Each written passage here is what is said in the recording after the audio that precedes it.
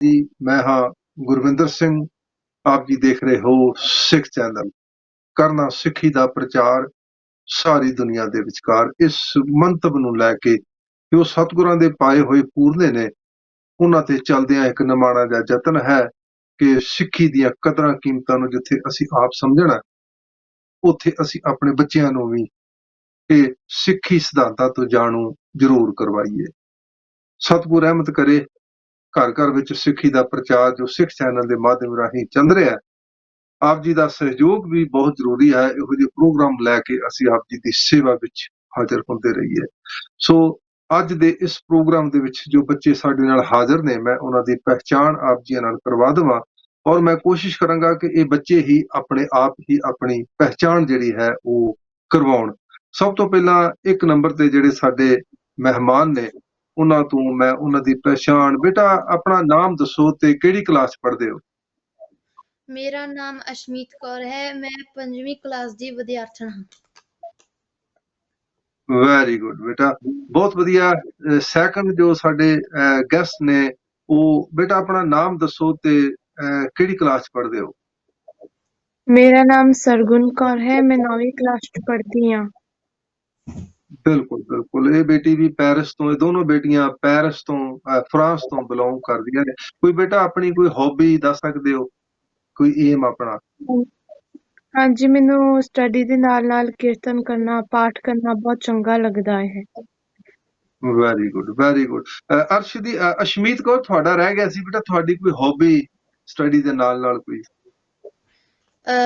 ਮੈਨੂੰ ਸਟੱਡੀ ਦੇ ਨਾਲ ਕੀਰਤਨ ਕਰਨਾ, ਪਾਠ ਕਰਨਾ ਵਧੀਆ ਲੱਗਦਾ ਹੈ।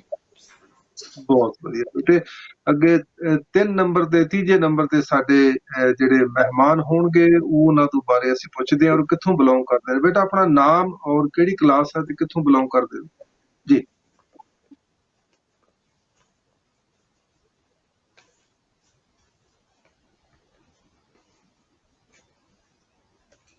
ਉਹਨਾਂ ਦੀ ਆਵਾਜ਼ ਨਹੀਂ ਮੇਰੇ ਕੋਲ ਪਹੁੰਚ ਰਹੀ। ਮੈਂ ਚਾਹਾਂਗਾ ਕਿ ਥੋੜਾ ਜਿਹਾ ਆਪਣੀ ਆਵਾਜ਼ ਸੈੱਟ ਕਰ ਲਓ। ਮੈਂ ਇਹਨਾਂ ਦਾ ਆਪ ਜੀ ਨੂੰ ਮੈਂ ਥੋੜੀ ਜਾਣਕਾਰੀ ਦੇ ਦੇਣਾ। ਇਹ ਬੇਟਾ ਅਸ਼ਮੀਤ ਸਿੰਘ ਜੋ ਯੂਕੇ ਤੋਂ ਬਿਲੋਂਗ ਕਰਦਾ ਹੈ, ਲੇਕਿਨ ਕਲਾਸ ਉਹਨਾਂ ਦੀ ਕਿਹੜੀ ਹੈ ਇਹ ਦੱਸ ਨਹੀਂ ਪਾਏ। ਉਹ ਜਦੋਂ ਆਵਾਜ਼ ਉਹਨਾਂ ਦੀ ਆ ਜਾਏਗੀ। ਬੇਟਾ ਸੁਣ ਰਹੇ ਮੈਨੂੰ? ਅਸ਼ਮੀਤ ਸਿੰਘ, ਅਸ਼ਮੀਤ ਸਿੰਘ,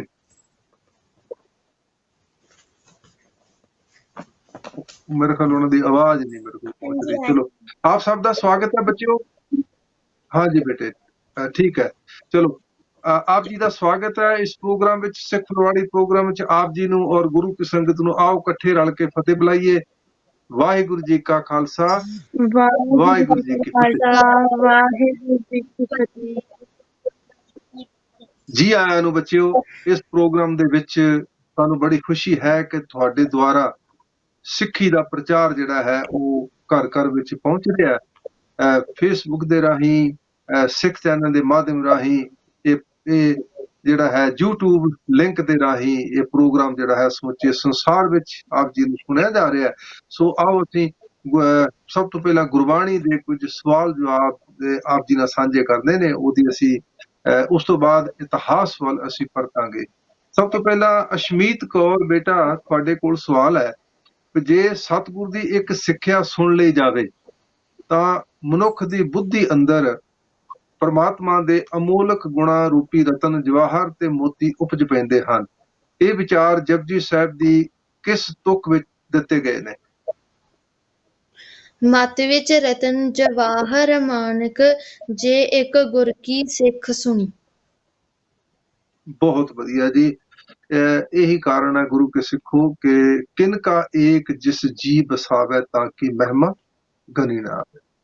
ਵਿਚਾਰ ਸ਼ੁਭ ਬਣ ਜਾਂਦੇ ਨੇ ਜਦੋਂ ਗੁਰੂ ਦੀ ਇੱਕ ਸਿੱਖਿਆ ਸੁਣ ਲਈ ਜਾਵੇ। ਇਹ ਚੀਜ਼ਾਂ ਸਾਡੀ ਬੁੱਧੀ ਵਿੱਚ ਆ ਜਾਂਦੀਆਂ ਨੇ। ਬਹੁਤ ਵਧੀਆ ਬੇਟੇ। ਸਰਗੁਣ ਕੌਰ ਜੋ ਪੈਰਿਸ ਤੋਂ ਹੈ, ਨਾਨਕ ਭਗਤਾਂ ਸਦਾ ਵਿਗਾਸ, ਸੁਣਿਆ ਦੁੱਖ ਪਾਪ ਕਾ ਨਾਸ ਵਿੱਚ ਸੁਣਿਆ ਦਾ ਅਰਥ ਕੀ ਹੈ? ਸੁਣਿਆ ਦਾ ਭਾਵ ਹੈ ਅਕਾਲ ਪੁਰਖ ਦੇ ਨਾਮ ਵਿੱਚ ਸੁਰਤ ਜੋੜਨਾ। ਬਿਲਕੁਲ, ਸੁਣਿਆ ਭਾਵ ਸੁਣਨ ਨਾਲ। ਅਸੀਂ ਕਈ ਵਾਰੀ ਸੁਣੀਏ ਪੜ੍ਹ ਲੈਂਦੇ ਹਾਂ, ਈੜੀ ਨੂੰ ਲਾਵਾਂ ਕੱਲੀ ਲਾ ਨਹੀਂ ਆ। ਆਪਾਂ ਇਹ ਗੱਲ ਧਿਆਨ ਦਈਏ। ਸੁਣਿਆ, ਸੁਣਨ ਨਾਲ, ਪਰਮੇਸ਼ਰ ਦੇ ਰੱਬ ਦੀ ਬੰਦਗੀ ਸੁਣਨ ਨਾਲ, ਬਾਣੀ ਸੁਣਨ ਦੇ ਨਾਲ ਇਹ ਜਿਹੜੇ ਆ ਉਹਦੇ ਵਿੱਚ ਆਪਣੇ ਗੁਣਾਂ ਵਿੱਚ ਆਪਣੀ ਸੁਰਤ ਨੂੰ ਜੋੜਨਾ, ਸੁਣਨਾ ਧਿਆਨ ਨਾਲ। ਜਿਵੇਂ ਅਸੀਂ ਕਿਸੇ ਨਾਲ ਗੱਲਾਂ ਬਾਤਾਂ ਮਾਰਦੇ ਆ ਤੇ ਜੇ ਉਹਦੀ ਗੱਲ ਅਸੀਂ ਧਿਆਨ ਨਾਲ ਨਹੀਂ ਦੇਖਦੇ, ਸਾਡਾ ਧਿਆਨ ਕਿਤੇ ਹੋਰ ਆ, ਤੇ ਉਹ ਬੰਦਾ ਨਾਰਾਜ਼ ਹੁੰਦਾ ਵੀ ਮੈਂ ਤੈਨੂੰ ਆਪਣੀ ਗੱਲ ਸੁਣਾ ਰਿਹਾ, ਤੇਰਾ ਧਿਆਨ ਕਿੱਥੇ ਆ। ਸੋ ਇਹ ਹੈ ਸੁਣਨਾ, ਭਾਵ ਉਹਦੇ ਗੁਣਾਂ ਵਿੱਚ ਆਪਣੀ ਸੁਰਤ ਜੋੜਨਾ, ਧਿਆਨ ਦੇਣਾ। ਬਹੁਤ ਵਧੀਆ ਬੇਟੇ। ਅਸ਼ਮੀਤ ਸਿੰਘ ਜੋ ਯੂਕੇ ਤੋਂ ਹੈ, ਜਪਜੀ ਸਾਹਿਬ ਵਿੱਚ ਅਕਾਲ ਪੁਰਖ ਦੇ ਨਾਮ ਨੂੰ ਮੰਨਣ ਦਾ ਕੀ ਅਰਥ ਹੈ? ਅਕਾਲ ਪੁਰਖ ਦੀ ਲਗਨ ਲੱਗ ਜਾਣੀ, ਮਨ ਦੇ ਨਾਮ ਵਿੱਚ ਭਤੀਜੇ ਜਾਣਾ। ਬਿਲਕੁਲ ਜੀ, ਬਿਲਕੁਲ। ਮੰਨਣ ਦਾ ਅਰਥ ਹੈ, ਕਿਉਂਕਿ ਅਸੀਂ ਮੰਨਦੇ ਨਹੀਂ ਆ। ਸੁਣ ਅਸੀਂ ਸਾਰੇ ਰਹੇ ਆ, ਪੜ੍ਹ ਵੀ ਅਸੀਂ ਸਾਰੇ ਰਹੇ ਆ। ਅਗਲੀ ਅਵਸਥਾ ਜਿਹੜੀ ਹੈ ਉਹ ਮੰਨਣ ਦੀ ਹੈ। ਮੰਨੇ ਕੀ ਗਤ ਕਹੀ ਨਾ ਜਾਏ, ਅਵਸਥਾ ਬਿਆਨ ਨਹੀਂ ਕੀਤੀ ਜਾ ਸਕਦੀ। ਬਹੁਤ ਵਧੀਆ ਬੇਟੇ। ਮਨ ਦਾ ਨਾਮ ਵਿੱਚ ਭਤੀਜੇ ਜਾਣਾ, ਲਗਨ ਲੱਗ ਜਾਣੀ, ਇਹਨੂੰ ਕਹਿੰਦੇ ਨੇ। ਤੇ ਮੰਨਣ ਦੀ ਜਿਹੜੀ ਹੈ ਉਹ ਅਰਥ ਜਿਹੜਾ ਹੈ ਇਹ ਹੈ। ਬਹੁਤ ਵਧੀਆ ਬੇਟੇ। ਅਸ਼ਮੀਤ ਕੌਰ ਪੈਰਿਸ ਤੋਂ, ਬੇਟਾ ਤੁਹਾਡੇ ਕੋਲ ਸਵਾਲ ਹੈ, ਜਪਜੀ ਸਾਹਿਬ ਵਿੱਚ ਪੰਜ ਸ਼ਬਦ ਕਿੰਨਾ ਮਨੁੱਖਾਂ ਲਈ ਵਰਤਿਆ ਗਿਆ ਹੈ? ਉਹਨਾਂ ਮਨੁੱਖਾਂ ਵਾਸਤੇ ਜਿਨ੍ਹਾਂ ਦੀ ਸੁਰਤ ਨਾਮ ਵਿੱਚ ਜੁੜੀ ਰਹਿੰਦੀ ਹੈ, ਤਾਂ ਜੋ ਪ੍ਰਭੂ ਦੀ ਰਜ਼ਾ ਵਿੱਚ ਤੁਰਦੇ ਹਨ। ਬਹੁਤ ਵਧੀਆ ਬੇਟੇ। ਕਈ ਵਾਰੀ ਅਸੀਂ ਨਾ ਪੰਚ ਦਾ ਭਾਵ ਪੰਜ ਨਹੀਂ ਆ। ਪੰਜ ਉਹ ਮਨੁੱਖ ਜਿਨ੍ਹਾਂ ਦੀ ਸੁਰਤ ਹਰ ਵੇਲੇ ਪਰਮਾਤਮਾ ਦੇ ਨਾਲ ਜੁੜੀ ਰਹਿੰਦੀ ਹੈ, ਉਹ ਉਹਦੇ ਹੁਕਮ ਵਿੱਚ ਚੱਲਦੇ ਨੇ। ਅਕਸਰ ਐਸਾ ਹੁੰਦਾ ਹੈ ਕਿ ਜਦੋਂ ਸਾਡੀ ਜ਼ਿੰਦਗੀ 'ਚ ਦੁੱਖ ਬੇਚੈਨੀ ਪਤਾ ਕਦੋਂ ਆਉਂਦੀ ਹੈ? ਜਦੋਂ ਅਸੀਂ ਆਪਣੀ ਮਰਜ਼ੀ ਕਰਦੇ ਹਾਂ, ਆਪਣੀ ਮਰਜ਼ੀ ਦੇ ਨਾਲ ਜੀਵਨ ਜਿਉਣਾ ਸ਼ੁਰੂ ਕਰ ਦਿੰਦੇ ਹਾਂ। ਉਦੋਂ ਦੁੱਖ ਜਿਹੜੇ ਨੇ ਸਾਡੀ ਜ਼ਿੰਦਗੀ ਵਿੱਚ ਆ ਜਾਂਦੇ, ਬੇਚੈਨੀ ਵੱਧਦੀ ਹੈ। ਤੇ ਜਦੋਂ ਰੱਬ ਦੀ ਰਜ਼ਾ ਵਿੱਚ, ਉਹਦੇ ਹੁਕਮ ਵਿੱਚ ਅਸੀਂ ਜੀਵਨ ਬਤੀਤ ਕਰਾਂਗੇ ਨਾ, ਚੇਤੇ ਰੱਖਿਓ, ਉਦੋਂ ਫਿਰ ਜੀਵਨ ਸੌਖਾ ਹੋ ਜਾਂਦਾ ਹੈ। ਉਦੋਂ ਜਿਹੜਾ ਹੈ ਜੀਉਣ ਦਾ ਆਨੰਦ ਕੁਝ ਹੋਰ ਹੁੰਦਾ ਹੈ। ਬਹੁਤ ਵਧੀਆ ਬੇਟੇ।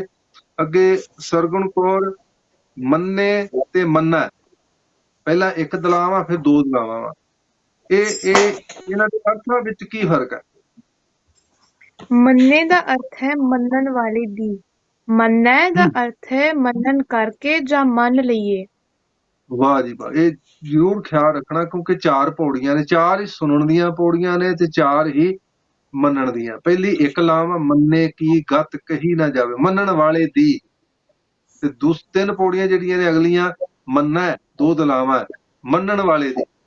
ਇਹ ਆਪਾਂ ਜ਼ਰੂਰ ਇਹ ਨਿੱਕੀਆਂ ਗੱਲਾਂ ਨੇ, ਪਰ ਇਹਨਾਂ ਦੇ ਅਰਥ ਜਿਹੜੇ ਨੇ ਉਹ ਹੋਰ ਜਾਂਦੇ ਨੇ। ਮੈਂ ਫਿਰ ਦੁਹਰਾ ਦਵਾਂ, ਪਹਿਲੀ ਹੈ ਮੰਨੇ, ਭਾਵ ਮੰਨਣ ਦੇ ਵਾਲੇ ਦੀ, ਤੇ ਮੰਨੈ ਉਹਦਾ ਅਰਥ ਹੈ ਮੰਨਣ ਕਰਕੇ, ਜੇ ਮੰਨ ਲਈਏ।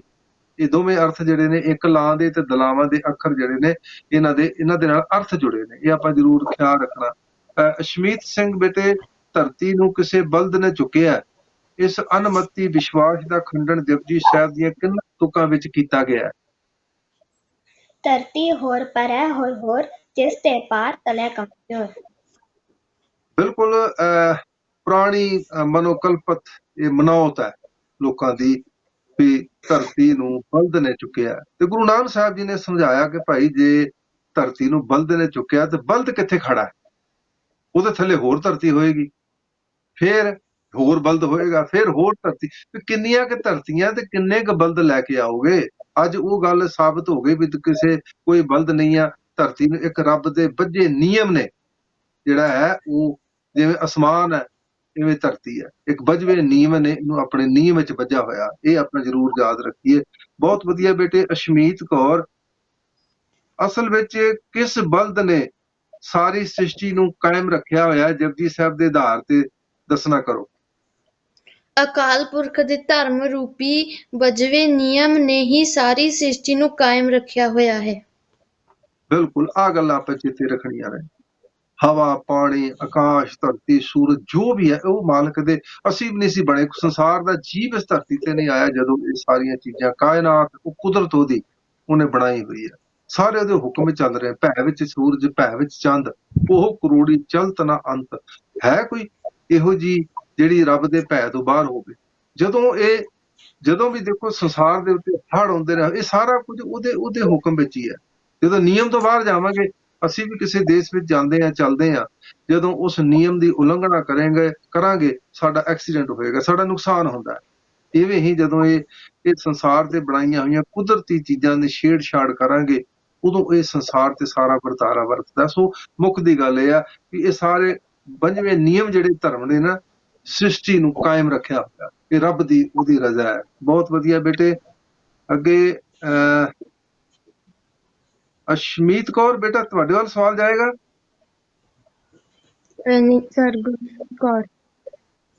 ਹਾਂ, ਸਰਗੁਣ ਸਰਗੁਣ ਕੌਰ ਬੇਟਾ, ਤੁਹਾਡੇ ਕੋਲ ਸਵਾਲ ਜਾਂਦਾ ਹੈ, ਮਨ ਤੋਂ ਪਾਪਾਂ ਦੀ ਮੈਲ ਧੋਣ ਦਾ ਕੀ ਸਾਧਨ ਹੈ? ਜਪਜੀ ਸਾਹਿਬ ਦੇ ਆਧਾਰ ਤੇ ਇਹਦਾ ਜਵਾਬ ਦੇਣਾ ਕਰੋ। ਪ੍ਰਭੂ ਦੇ ਨਾਮ ਨਾਲ ਪਿਆਰ ਪਾਉਣਾ, ਪ੍ਰਭੂ ਦੀ ਯਾਦ ਨੂੰ ਮਨ ਵਿੱਚ ਵਸਾਈ ਰੱਖਣਾ। ਕਿਆ ਬਾਤ ਹੈ ਜੀ। ਇਹ ਹੈ ਜਿਵੇਂ ਪੜ੍ਹਦੇ ਆ ਨਾ, ਭਰੀਏ ਮਤ ਪਾਪਾਂ ਕੈ ਸੰਗ, ਉਹ ਧੋਪੈ ਨਾ ਮੈਂ ਕੇ ਰੰਗ। ਇੱਕੋ ਇੱਕ ਸਾਧਨ ਹੈ ਪਰਮੇਸ਼ਰ ਦੀ ਬੰਦਗੀ, ਜਿਹਦੇ ਨਾਲ ਪਾਪਾਂ ਦੀ ਮੈਲ ਉਤਰ ਸਕਦੀ ਹੈ। ਬਹੁਤ ਵਧੀਆ।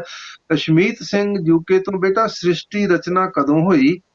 ਇਸ ਬਾਰੇ ਜਪਜੀ ਸਾਹਿਬ ਵਿੱਚ ਕੀ ਵਿਚਾਰ ਪ੍ਰਗਟ ਕੀਤੇ ਹਨ? ਗੁਰੂ ਸਾਹਿਬ ਕਹਿੰਦੇ ਹਨ, ਜਿਸ ਸਿਰਜਣਹਾਰ ਨੇ ਇਸ ਸ੍ਰਿਸ਼ਟੀ ਨੂੰ ਬਣਾਇਆ ਹੈ, ਉਹ ਆਪ ਜਾਣਦਾ ਹੈ ਕਿ ਸ੍ਰਿਸ਼ਟੀ ਦੀ ਰਚਨਾ ਕਦੋਂ ਆਰੰਭ ਹੋਈ।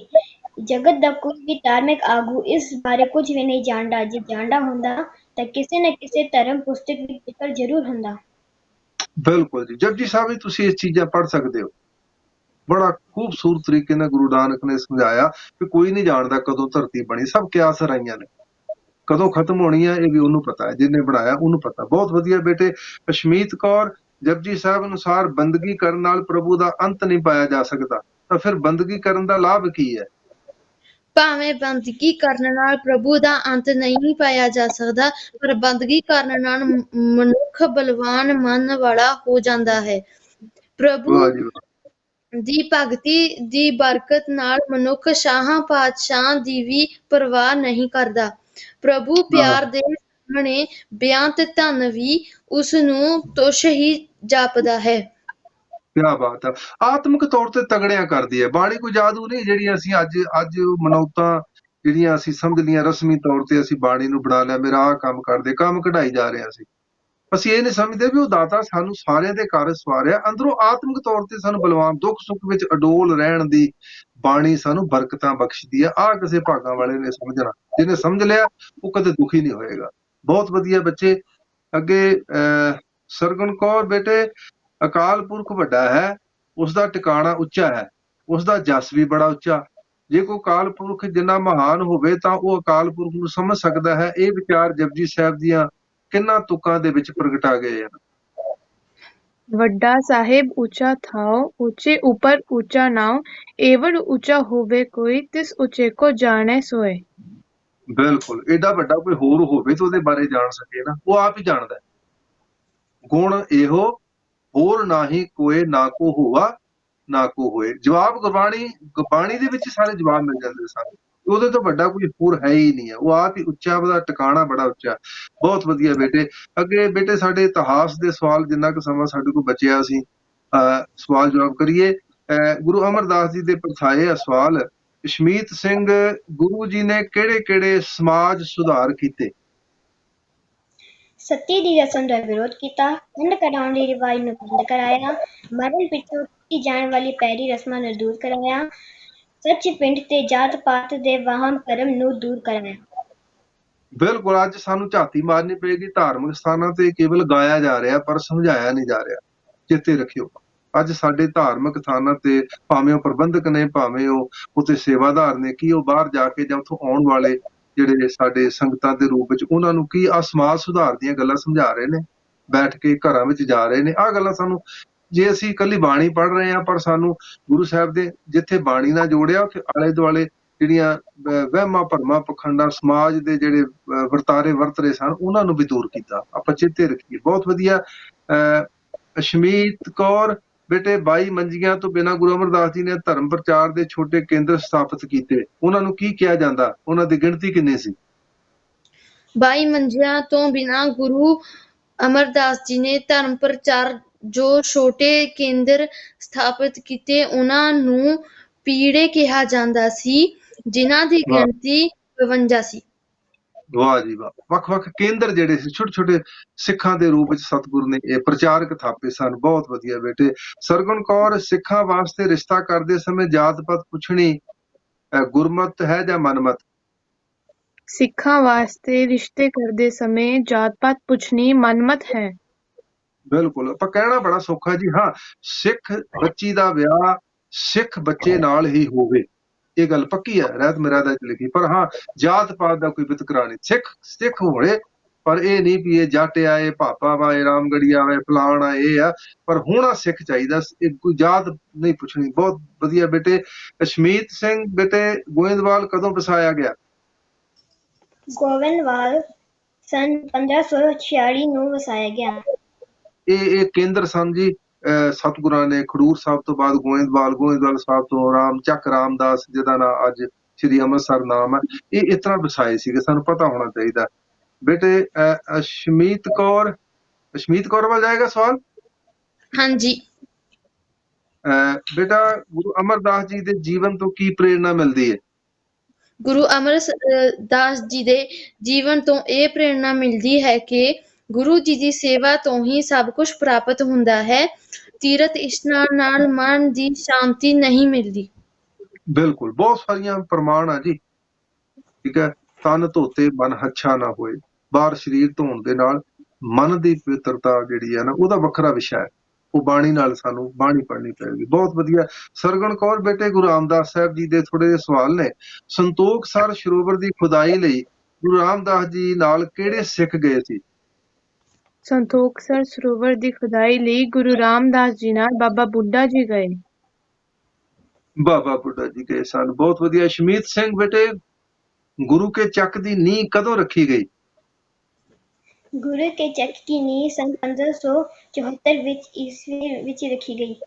ਬਿਲਕੁਲ। ਜਿਹਦਾ ਨਾਂ ਚੱਕ ਰਾਮਦਾਸਪੁਰਾ ਪਾਚ ਪਿਆ, ਫਿਰ ਅੰਮ੍ਰਿਤਸਰ ਪਿਆ, ਇਹ ਸਾਰੇ ਨਾਮ ਸੀ ਜਿਹੜੇ ਬਦਲੇ ਗਏ। ਫਿਰ ਬੇਟੇ ਅਸ਼ਮੀਤ ਕੌਰ, ਅੰਮ੍ਰਿਤਸਰ ਸਰੋਵਰ ਦੀ ਨੀਂਹ ਕਦੋਂ ਰੱਖੀ ਗਈ? ਅੰਮ੍ਰਿਤਸਰ ਸਰੋਵਰ ਦੀ ਨੀਂਹ ਸੰਨ 1577 ਈਸਵੀ ਵਿੱਚ ਰੱਖੀ ਗਈ। ਬਿਲਕੁਲ ਜੀ। ਅਸੀਂ ਜਾਣਦੇ ਹਾਂ, ਦਰਸ਼ਨ ਦੀਦਾਰੇ ਕਰਕੇ ਆਉਨੇ, ਪਰ ਸਾਨੂੰ ਇਤਿਹਾਸ ਬਾਰੇ ਨਹੀਂ ਪਤਾ। ਇਸ ਜ਼ਰੂਰ ਚੇਤੇ ਰੱਖੀਏ, ਸਾਡਾ ਬੜਾ ਸਾਨ ਮਤਾ ਇਤਿਹਾਸ ਹੈ। ਬਹੁਤ ਵਧੀਆ ਬੇਟੇ। ਫਿਰ ਸਵਾਲ ਜਾਏਗਾ ਸਰਗੁਣ ਕੌਰ। ਹਾਂਜੀ। ਅੰਮ੍ਰਿਤਸਰ ਦੇ ਪਹਿਲੇ ਨਾਮ ਦੱਸੋ। ਅੰਮ੍ਰਿਤਸਰ ਦੇ ਪਹਿਲੇ ਦੋ ਨਾਮ ਗੁਰੂ ਕਾ ਚੱਕ ਰਾਮਦਾਸਪੁਰ ਜਾਂ ਰਾਮਦਾਸਪੁਰਾ। ਇਹ ਦੋ ਨਾਂ ਸੀਗੇ। ਬਹੁਤ ਵਧੀਆ ਬੇਟੇ। ਜਦੋਂ ਅਸ਼ਮੀਤ ਸਿੰਘ, ਜਦੋਂ ਗੁਰੂ ਅਮਰਦਾਸ ਜੀ ਨੇ ਗੁਰੂ ਰਾਮਦਾਸ ਜੀ ਨੂੰ ਗੁਰਿਆਈ ਦਿੱਤੀ ਤਾਂ ਉਹਨਾਂ ਅੱਗੇ ਮੱਥਾ ਟੇਕਿਆ ਤਾਂ ਗੁਰੂ ਰਾਮਦਾਸ ਜੀ ਨੇ ਕੀ ਕਿਹਾ ਸੀਗਾ?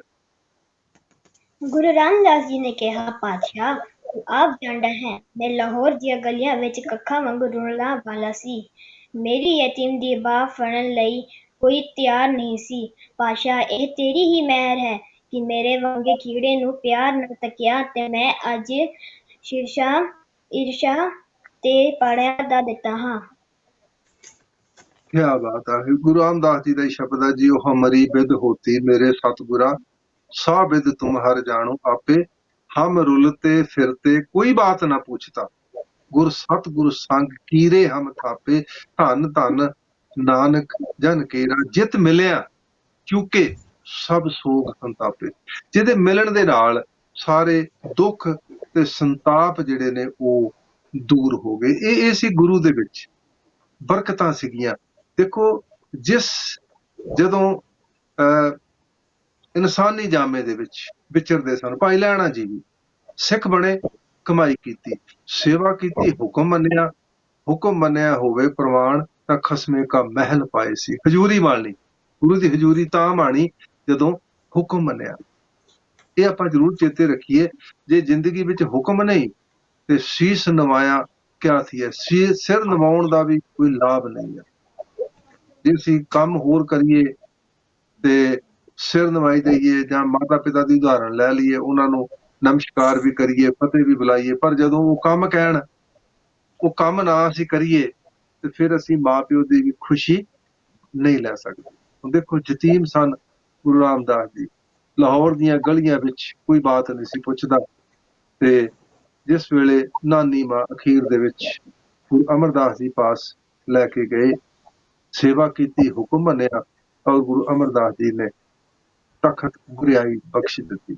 ਉੱਥੇ ਫਿਰ ਆ ਜਿਹੜੇ ਗੁਰਬਾਣੀ ਦੀ ਪੰਕਤੀ ਆਪਾਂ ਸੁਣਦੇ ਆ ਨਾ, ਆਹ ਸਤਿਗੁਰਾਂ ਨੇ ਬਖਸ਼ਿਸ਼ ਕੀਤੀ ਸੀ ਕਿ ਮੈਨੂੰ ਕੀੜਾ ਸੀ, ਲਾਹੌਰ ਦੇ ਵਿੱਚ ਮੈਂ ਤੁਰਿਆ ਫਿਰਦਾ ਸੀ, ਇੱਕ ਕੀੜੇ ਨੂੰ ਪਾਤਸ਼ਾਹ ਬਣਾ ਦਿੱਤਾ। ਆ ਗੁਰੂ ਦੀਆਂ ਬਰਕਤਾਂ ਨੇ। ਬਹੁਤ ਵਧੀਆ ਬੇਟੇ। ਅਸ਼ਮੀਤ ਕੌਰ, ਗੁਰੂ ਕੇ ਚੱਕ ਵਿੱਚ ਗੁਰੂ ਜੀ ਦੀ ਵਸੋਂ ਵਸਾਉਣ ਲਈ ਕੀ ਕੀਤਾ? ਗੁਰੂ ਜੀ ਨੇ ਵੱਖ-ਵੱਖ ਥਾਵਾਂ ਤੋਂ ਵੱਖ-ਵੱਖ ਕਿੱਤਿਆਂ ਵਾਲੇ ਬੰਦੇ ਮੰਗਵਾਏ ਕਿ ਇੱਥੇ ਵਸਾਏ। ਇੱਥੇ ਹਰ ਤਰ੍ਹਾਂ ਦਾ ਕਾਰ ਵਿਹਾਰ ਹੋਣ ਲੱਗਾ। ਵਾਹ ਜੀ ਵਾਹ। ਆਹ ਗੱਲ ਅਸੀਂ ਬਹੁਤ ਆਪਣੀ ਦੇਖੋ, ਸਿੱਖ ਕੌਮ ਨੇ ਜਦੋਂ ਵੀ ਅਸੀਂ ਕਿਉਂ ਪਿੱਛੇ ਚਲੇ ਗਏ ਆ, ਅਸੀਂ ਕੇਵਲ ਰਸਮਾਂ ਦੀ ਪੂਰਤੀ ਲਈ, ਧਾਰਮਿਕ ਕਾਰਜ ਤਾਂ ਬਹੁਤ ਹੋ ਰਹੇ ਨੇ, ਪਰ ਦੇਖੋ ਜਿੱਥੇ ਸਤਿਗੁਰਾਂ ਨੇ ਸ਼ਹਿਰ ਵਸਾਇਆ ਨਾ, ਜਿੱਥੇ ਰੂਹਾਨੀ ਕੇਂਦਰ ਅੱਜ ਸਾਡਾ ਦਰਬਾਰ ਸਾਹਿਬ ਆ, ਉੱਥੇ ਸਤਿਗੁਰਾਂ ਨੇ ਲੋਕਾਂ ਦੀ ਕਿਰਤ ਵਿੱਚ ਲਾਉਣ ਲਈ ਅਲੱਗ-ਅਲੱਗ ਥਾਵਾਂ ਤੋਂ ਉਹ ਜਿਹੜੇ ਹੁਨਰਮੰਦ ਲੋਕ ਸਨ ਉਹਨਾਂ ਨੂੰ ਲਿਆਂਦਾ। ਇੱਥੇ ਅਲੱਗ-ਅਲੱਗ ਇਤਿਹਾਸ ਲਿਖਦਾ ਵੀ 50-52 ਕਿਸਮ ਦੇ ਕਾਰੀਗਰ ਜਿਹੜੇ ਸੀ ਉਹ ਇੱਥੇ ਅੰਮ੍ਰਿਤਸਰ ਵਿੱਚ ਮੰਗਾਏ। ਕਿਉਂ? ਕਿਉਂਕਿ ਲੋਕਾਂ ਨੂੰ ਕਿਰਤ ਮਿਲੇਗੀ, ਕੰਮ ਮਿਲੇਗਾ। ਕੀ ਅੱਜ ਅਸੀਂ ਆਹ ਕੁਝ ਕਰ ਰਹੇ ਹਾਂ ਕਿ ਅਸੀਂ ਜਿਹੜੇ ਮਾਇਆ ਉਹਦੇ ਨਾਲ ਕਿਸੇ ਗਰੀਬ, ਕਿਸੇ ਸਿੱਖ ਨੂੰ ਰੁਜ਼ਗਾਰ ਦੇ ਰਹੇ ਹਾਂ, ਕਿ ਇਹਨੂੰ ਕਿਰਤ ਵਿੱਚ ਲਾ ਰਹੇ ਹਾਂ, ਕਿ ਕਿਸੇ ਦਾ ਭਲਾ ਕਰ ਰਹੇ ਹਾਂ? ਸਾਨੂੰ ਸੋਚਣਾ ਪਏਗਾ। ਰੁਜ਼ਗਾਰ ਦੇ ਸਾਧਨ ਕੀ ਧਾਰਮਿਕ ਸਥਾਨਾਂ ਤੋਂ ਚੱਲ ਰਹੇ ਨੇ, ਕਿ ਅਸੀਂ ਮਦਦ ਕਰ ਰਹੇ ਹਾਂ? ਇਹ ਗੱਲਾਂ ਸਾਨੂੰ ਬਚਣੀਆਂ ਪੈਣਗੀਆਂ। ਬਹੁਤ ਵਧੀਆ ਬੇਟੇ। ਅੱਗੇ ਸਵਾਲ ਸਰਗੁਣ ਕੌਰ, ਬਾਬਾ ਪ੍ਰਿਥੀ ਚੰਦ ਜੀ ਕਿਹੋ ਜਿਹੇ ਸੁਭਾਅ ਦੇ ਮਾਲਕ ਸਨ? ਬਾਬਾ ਪ੍ਰੀਤੀ ਚੰਦ ਜੀ ਕੰਮ ਵਿੱਚ ਨਿਪੁੰਨ, ਆਮਦਨ ਖਰਚ ਦਾ ਹਿਸਾਬ ਰੱਖਣ ਵਾਲੇ, ਆਏ ਗਏ ਦੀ ਸੇਵਾ ਸੰਭਾਲ ਕਰਨ ਵਾਲੇ, ਚੁਸਤ ਤੇ ਦੁਨਿਆਵੀ ਕਾਰ ਵਿਹਾਰ ਦੇ ਬੜੇ ਯੋਗ ਪ੍ਰਬੰਧਕ ਸਨ, ਪਰ ਆਤਮਕ ਗੁਣਾਂ ਤੋਂ ਸਖਣੇ ਸਨ। ਬਸ ਆਹੀ ਇੱਕ ਕਮਜ਼ੋਰੀ ਸੀ ਕਿ ਆਤਮਕ ਉਡਾਰੀ ਉੱਚੀ ਨਹੀਂ ਸੀ। ਆਹ ਗੱਲ ਬਹੁਤ ਨੋਟ ਕਰਨ ਵਾਲੀ ਹੈ। ਇਹੋ ਜਿਹੇ ਬੰਦੇ ਜਿਹੜੇ ਨੇ ਜ਼ਿੰਦਗੀ ਵਿੱਚ ਕਿਤੇ ਵੀ ਉਹ ਧੋਖਾ ਦੇ ਸਕਦੇ ਨੇ। ਬਹੁਤ ਵਧੀਆ ਬੇਟੇ। ਮਹਾਦੇਵ ਜੀ ਦਾ ਸੁਭਾਅ ਕਿਸ ਤਰ੍ਹਾਂ ਦਾ ਸੀ? ਕਸ਼ਮੀਰ ਸਿੰਘ। ਮਹਾਦੇਵ ਜੀ ਰੁਮਤੇ ਸੁਭਾਅ ਦੇ ਮਾਲਕ ਸਨ ਤੇ ਉਪਰਾਮ ਰਹਿਣ ਵਾਲੇ ਸਨ। ਬਿਲਕੁਲ ਉਦਾਸੀ ਵਾਲੇ ਸੁਭਾਅ ਸੀ ਜੀ, ਉਹ ਕਿਸੇ ਗੱਲ ਵਿੱਚ ਆਉਂਦੇ ਨਹੀਂ ਸੀ। ਸੋ ਬਹੁਤ ਵਧੀਆ ਬੇਟੇ, ਬੜਾ ਅੱਛਾ ਲੱਗਾ। ਅਖੀਰ ਦੇ ਵਿੱਚ ਕੁਝ ਆਪਣੇ ਸੁਝਾਅ ਜਿਹੜੇ ਨੇ, ਇਹ ਪ੍ਰੋਗਰਾਮ ਸਭ ਤੋਂ ਪਹਿਲਾਂ ਅਸ਼ਮੀਤ ਕੌਰ ਬੇਟੇ, ਪ੍ਰੋਗਰਾਮ ਕਿਵੇਂ ਦਾ ਲੱਗਾ ਔਰ ਕੀ ਆਪਣਾ ਸੁਨੇਹਾ ਕੀ ਦੇਣਾ ਚਾਹੋਗੇ? ਮੈਨੂੰ ਇਹ ਪ੍ਰੋਗਰਾਮ ਬਹੁਤ ਵਧੀਆ ਲੱਗਿਆ ਤੇ ਮੈਨੂੰ ਇੱਥੋਂ ਬਹੁਤ ਕੁਝ ਸਿੱਖਣ ਨੂੰ ਮਿਲਿਆ ਤੇ ਵਾਹਿਗੁਰੂ ਜੀ ਦਾ ਕੋਟਾਨ-ਕੋਟ ਧੰਨਵਾਦ ਕਰਦੀ ਹਾਂ ਜਿਨ੍ਹਾਂ ਨੇ ਅੱਜ ਆਪ ਸਭ ਨਾਲ ਮਿਲਾਇਆ ਅਤੇ ਬਹੁਤ ਕੁਝ ਸਿੱਖਣ ਨੂੰ ਮਿਲਿਆ। ਮੇਰੀ ਇਹੀ ਬੇਨਤੀ ਹੈ ਸਾਰਿਆਂ ਸੰਗਤ ਨੂੰ, ਆਓ ਆਪਾਂ ਸਾਰੇ ਰਲ ਮਿਲ ਕੇ ਵਹਿਮਾਂ ਭਰਮਾਂ ਵਿੱਚ ਪਈ ਹੋਈ ਲੋਕਾਂ ਨੂੰ ਵੀ ਬਾਣੀ ਨਾਲ ਜੋੜੀਏ। ਕਿਆ ਬਾਤ ਹੈ, ਬਹੁਤ ਵਧੀਆ ਬੱਚੇ, ਬੜਾ ਵਧੀਆ ਸੁਨੇਹਾ ਦਿੱਤਾ। ਸਰਗੁਣ ਕੌਰ ਬੇਟਾ, ਕੀ ਕਹਿਣਾ ਚਾਹੋਗੇ? ਮੈਨੂੰ ਇਹ ਪ੍ਰੋਗਰਾਮ ਬਹੁਤ ਵਧੀਆ ਲੱਗਿਆ। ਸਭ ਤੋਂ ਪਹਿਲਾਂ ਮੈਂ ਵਾਹਿਗੁਰੂ ਜੀ ਦਾ ਧੰਨਵਾਦ ਕਰਨਾ ਚਾਹੁੰਦੀ ਹਾਂ ਕਿ ਉਹਨਾਂ ਨੇ ਮੈਨੂੰ ਸਿੱਖੀ ਨਾਲ ਜੋੜਿਆ। ਤੇ ਅੰਕਲ ਜੀ, ਮੈਂ ਤੁਹਾਡਾ ਵੀ ਧੰਨਵਾਦ ਕਰਨਾ ਚਾਹੁੰਦੀ ਕਿ ਤੁਸੀਂ ਮੈਨੂੰ ਸਿੱਖ ਚੈਨਲ ਤੇ ਆਉਣ ਦਾ ਮੌਕਾ ਦਿੱਤਾ। ਤੇ ਮੈਂ ਸੰਗਤਾਂ ਨੂੰ ਇਹ ਕਹਿਣਾ ਚਾਹੁੰਦੀ ਹਾਂ ਕਿ ਆਪਣੇ ਬੱਚਿਆਂ ਨੂੰ ਵੱਧ ਤੋਂ ਵੱਧ ਸਿੱਖੀ ਇਤਿਹਾਸ ਸੁਣਾਓ ਤਾਂ ਕਿ ਬੱਚਿਆਂ ਦੇ ਵਿੱਚ ਜੋ ਸਿੱਖੀ ਦੀ ਉਹ ਲਹਿਰ ਪੈਦਾ ਹੋਵੇ। ਵਾਹ ਜੀ, ਬਹੁਤ ਵਧੀਆ ਬੇਟੇ। ਬੇਟੇ ਸ਼ਮੀਤ ਸਿੰਘ, ਕੀ ਕਹਿਣਾ ਚਾਹੋਗੇ ਅਖੀਰ ਦੇ ਵਿੱਚ? ਮੈਂ ਸਭ ਤੋਂ ਪਹਿਲਾਂ ਤਾਂ ਧੰਨ ਸ਼੍ਰੀ ਗੁਰੂ ਗ੍ਰੰਥ ਸਾਹਿਬ ਜੀ ਦਾ ਧੰਨਵਾਦ ਕਰਦਾ ਹਾਂ ਜਿਨ੍ਹਾਂ ਨੇ ਮੈਨੂੰ ਸਿੱਖੀ ਨਾਲ ਜੋੜਿਆ। ਤੇ ਅੰਕਲ ਜੀ, ਤੁਹਾਡਾ ਵੀ ਬਹੁਤ ਬਹੁਤ ਧੰਨਵਾਦ, ਤੁਸੀਂ ਮੈਨੂੰ ਇਸ ਪ੍ਰੋਗਰਾਮ ਤੇ ਆਉਣ ਦਾ ਮੌਕਾ ਦਿੱਤਾ। ਤੇ ਮੈਂ ਸਾਰੀ ਸੰਗਤ ਨੂੰ ਬੇਨਤੀ ਕਰਨਾ ਚਾਹੁੰਦਾ, ਤੁਸੀਂ ਆਪਣੇ ਬੱਚਿਆਂ ਨੂੰ ਵੱਧ ਤੋਂ ਵੱਧ ਪ੍ਰੋਗਰਾਮ ਦਿਖਾਓ ਤਾਂ ਕਿ ਉਹਨਾਂ ਨੂੰ ਵੀ ਸਿੱਖ ਇਤਿਹਾਸ ਬਾਰੇ ਪਤਾ ਚੱਲੇ। ਬਹੁਤ ਵਧੀਆ ਜੀ, ਸਾਰੇ ਬੱਚਿਆਂ ਨੇ ਬੜੇ ਖੂਬਸੂਰਤ ਤਰੀਕੇ ਨਾਲ ਤਿਆਰੀ ਵੀ ਕਰਕੇ ਆਏ ਨੇ ਔਰ ਸੁਨੇਹਾ ਵੀ ਬਹੁਤ ਵਧੀਆ। ਨਮਸਕਾਰ ਹੈ ਸਿਖਾਉਣ ਵਾਲਿਆਂ ਨੂੰ। ਬੱਚਿਓ, ਆਸ ਕਰਦੇ ਹਾਂ, ਅਸੀਸ ਹੈ ਗੁਰੂ ਦੀ ਕਿ ਵੱਡੇ ਹੋ ਕੇ ਇਸੇ ਤਰ੍ਹਾਂ ਸਿੱਖੀ ਦੇ ਪ੍ਰਚਾਰ ਤੇ ਪ੍ਰਸਾਰ ਦੇ ਲਈ ਆਪਣਾ ਯੋਗਦਾਨ ਪਾਇਓ। ਇਹ ਸਾਡੀ ਤੁਹਾਡੇ ਬੇਨਤੀ ਹੈ, ਕਦੇ ਵੀ ਨਹੀਂ ਥੜਕਣਾ। ਜੋ ਸਤਿਗੁਰਾਂ ਦਾ ਹੁਕਮ ਜੋ ਅਸੀਂ ਅੱਜ ਸਿੱਖਿਆ, ਮੱਤ ਵਿੱਚ ਰਤਨ ਜਵਾਹਰ ਮਾਨਕ, ਜੇ ਇੱਕ ਗੁਰ ਕੀ ਸਿੱਖ ਸੁਣੀ। ਗੁਰੂ ਦੀ ਸਿੱਖਿਆ ਸੁਣ ਕੇ ਜਿਹੜੇ ਇਹ ਰਤਨ ਕੀਮਤੀ ਨੇ, ਜਵਾਹਰ, ਇਹ ਪੈਦਾ ਹੋ ਜਾਂਦੇ ਨੇ। ਆਪਣੇ ਜ਼ਰੂਰ ਇਹਨੂੰ ਸਾਂਭ ਕੇ ਰੱਖਿਓ, ਗੁਰੂ ਦੀ ਸਿੱਖਿਆ ਨੂੰ ਆਪਣੇ ਅੰਗ ਸੰਗ ਸਮਝਿਓ। ਜ਼ਿੰਦਗੀ ਦੀ ਚੜ੍ਹਦੀ ਕਲਾ ਸਤਿਗੁਰੂ ਬਖਸ਼ੇ ਤੁਹਾਨੂੰ। ਇਹ ਸਾਡੀ ਸਿੱਖ ਚੈਨਲ ਦੇ ਮਾਧਿਅਮ ਰਾਹੀਂ ਇੱਕ ਬੇਨਤੀ ਇਹਦੇ ਰੂਪ ਵਿੱਚ ਕਰਦੇ ਆ। ਸਤਿਗੁਰ ਰਹਿਮਤ ਕਰੇ ਜੀ। ਸਮੁੱਚੇ ਸੰਸਾਰ ਵਿੱਚ ਪ੍ਰੋਗਰਾਮ ਤੁਹਾਨੂੰ ਕਿਵੇਂ ਦਾ ਲੱਗਾ ਜ਼ਰੂਰ ਫੀਡਬੈਕ ਦੇਣਾ। ਹੋਈਆਂ ਭੁੱਲਾਂ ਦੀ ਖਿਮਾ। ਅਗਲੇ ਹਫਤੇ ਮਿਲਦੇ ਆ ਜੀ। ਆਓ ਫਤਿਹ ਬੁਲਾਓ। ਵਾਹਿਗੁਰੂ ਜੀ ਕਾ ਖਾਲਸਾ, ਵਾਹਿਗੁਰੂ ਜੀ ਕੀ ਫਤਿਹ। ਵਾਹਿਗੁਰੂ ਜੀ